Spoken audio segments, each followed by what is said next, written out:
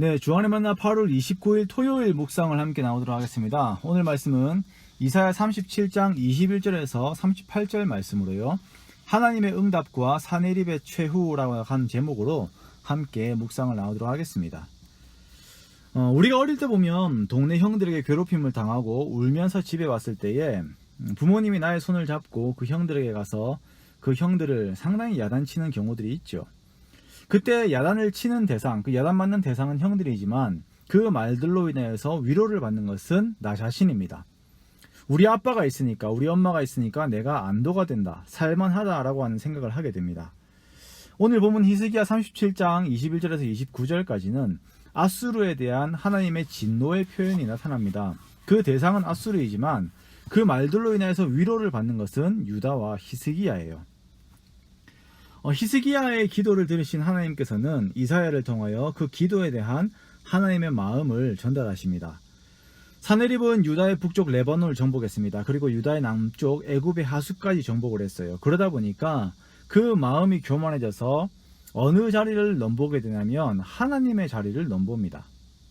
23절에 보니까 내가 회방하여 능력한 것은 누구에게냐? 내가 소리를 높이며 눈을 높이 들어 향한 것은 누구에게냐? 곧 이스라엘의 거룩하신 이에게니라 라고 말씀하세요. 아수르는 자신들의 능력으로 모든 정복을 이루었고 이제는 하나님을 대적하는 자리에 갔다라고 생각을 합니다. 하나님께서는 이 모든 것이 하나님의 계획의 주도성 가운데 있었으며 아수르는 단순한 도구였음을 계속적으로 말씀을 하고 계세요. 비록 아수르가 하나님의 도구였지만 하나님께서는 아수르의 악을 허용하셨을 뿐입니다.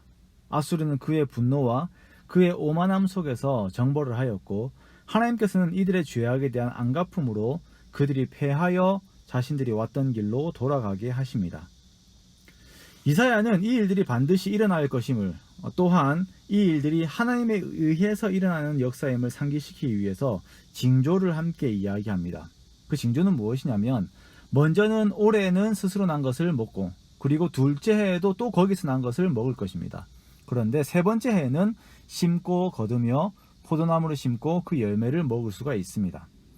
이것은 단순히 농사의 회복을 뛰어넘어서 유다 족속 중에서 피하여 남은 자들의 삶이 다시 정상적이고 일상적인 삶으로 회복될 것을 의미합니다. 3년 만에 이들의 삶이 정상적으로 회복될 것이며 하나님의 열심이 이것을 이룰 것을 말씀을 하고 있는 것이에요. 즉 앞으로 이들에게 주어질 승리와 회복의 원인이 다른 데에 있는 것이 아니라 하나님으로 인하여 이렇게 될 것을 미리 말씀하시면서 평안의 시대에도 여전히 하나님을 기억할 것을 당부하고 있는 것입니다. 하나님의 말씀은 순식간에 이루어집니다. 천사가 일어나 아수르 진중에서 18만 5천 명을 치니까 다음 날 모두가 시체가 되어 있어요. 이 일을 겪은 사내립은 떠나서 니누에 거주합니다.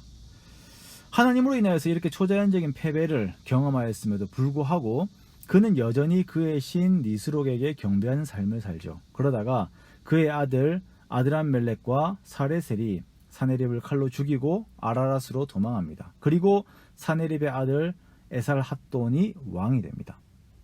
이 역사의 시작이 히스기야의 기도에서 시작되었음을 우리는 반드시 기억해야 합니다. 하나님께서는 그의 역사를 이루시기 위해 성도들의 기도를 요청하십니다. 이러한 기도를 통하여 하나님의 일들을 이루어 가시고 또한 하나님의 구원의 역사들을 진행해 가시는 것입니다. 우리 하나님의 능력을 믿어 의심치 않으면서 계속적으로 기도의 끈을 놓지 않는 우리가 되기 원합니다. 사람들은 황당하다고 생각할지 모르는 그 기도의 내용들을 멈추지 말고 계속 기도하십시오. 우리 나라를 위하여서, 우리 가족을 위하여서, 그리고 교회와 이 지역을 위해서 계속 기도하십시오. 아수르의 위협을 두고 계속 기도했던 히스기야는 이러한 일들이 하나님으로 인하여서 일어난 역사임을 그 누구보다도 정확하게 알았을 것입니다. 그러므로 그는 더욱 그의 삶 가운데 하나님을 의지하였을 것입니다. 이것이 복된 인생입니다. 기도하던 자들만이 하나님의 응답의 역사를 보고 함께 기뻐할 수 있는 것입니다. 그렇지 않으면 하나님의 역사를 그냥 일상의 일들로만, 삶의 과정으로만 인식하고 지나쳐버리게 됩니다.